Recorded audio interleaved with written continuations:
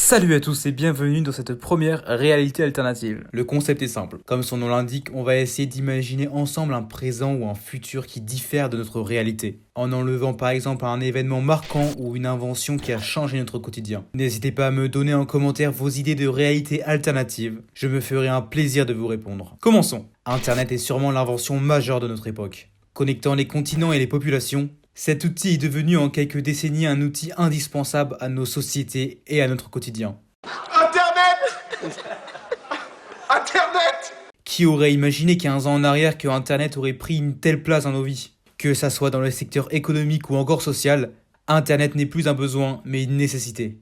Mais que se passerait-il si Internet crachait et disparaissait du jour au lendemain? Si vous vous réveillez un bon matin sans recevoir un gif tant attendu de votre grand-mère? Ou encore sans avoir la possibilité de voir la nouvelle théorie du complot sur le coronavirus postée sur Facebook? Que seraient les conséquences de la perte d'Internet pour l'humanité? Cette dernière arriverait-elle à s'adapter? C'est ce que nous allons voir aujourd'hui dans cette vidéo.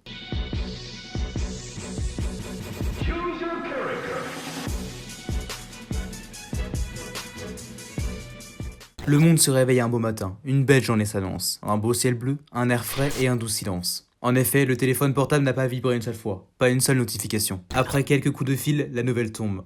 Internet vient réellement de disparaître. L'humanité se retrouve plongée dans un silence sourd et pesant. Les conséquences immédiates de la perte d'Internet sont dramatiques. Des dizaines de millions de personnes se retrouvent au chômage. Un crash boursier sans équivalent voit le jour. Quand on voit les conséquences du coronavirus sur notre économie, on ne peut s'imaginer ce que seraient les retombées de la disparition des liens virtuels dans un monde toujours plus mondialisé et connecté.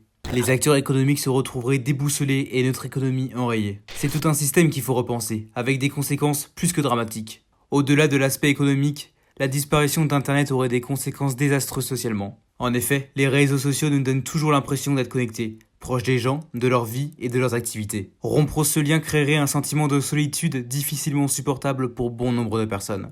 Surtout quand tu habites dans un petit village de 500 habitants dans la Creuse. La disparition d'Internet signifie également le renforcement des inégalités entre les citoyens. En effet, l'accès à la culture, aux informations se trouverait dénaturalisé et inégalitaire. Avec la disparition d'Internet, l'humanité doit réapprendre à interagir comme avant. Les relations internationales se retrouvent bousculées. Notre mode de consommation serait même impacté.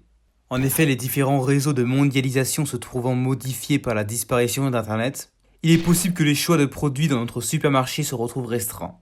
Mais bon, à y réfléchir, je ne sais pas si ça vous dérangera franchement. Avec la disparition des réseaux sociaux, notre rapport à la publicité va évoluer. Nous ne serons plus exposés à des publicités constantes comme on peut l'être aujourd'hui. Je vous invite juste à compter le nombre de publicités que vous allez voir pendant les 10 prochaines minutes après cette vidéo. Évidemment, la disparition d'Internet n'aura pas le même impact pour tout le monde.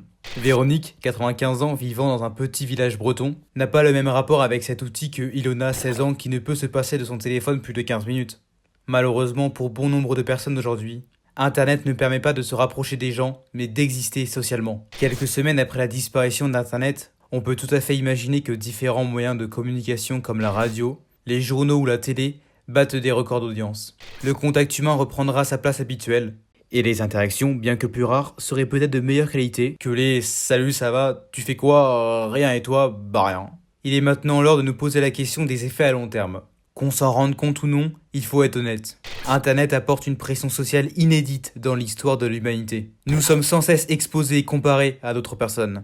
La domination des likes est à son paroxysme. Qui n'a jamais été déçu quand sa dernière photo Instagram n'a fait que 20 likes, quitte à la supprimer pour pas faire honte? Aujourd'hui, nous sommes plus occupés à façonner une facette de notre identité qu'à travailler sur nous-mêmes pour devenir de meilleures personnes. Alors, la disparition d'Internet ne serait-elle pas bénéfique pour notre génération? Nous concentrant plus sur ce qui est véritablement important comme notre famille ou nos amis, au lieu d'essayer de donner bonne impression à des personnes qu'on ne connaît même pas dans la vraie vie? Ces questions sont d'autant plus légitimes quand aujourd'hui Internet est confronté à divers problèmes. En effet, comme l'expose Poisson Fécond dans sa vidéo, Internet est de plus en plus gourmand en énergie. Or, dans les prochaines années, on va arriver à un point où les besoins énergétiques de la toile dépasseront les capacités de l'homme. Plusieurs scénarios sont envisageables.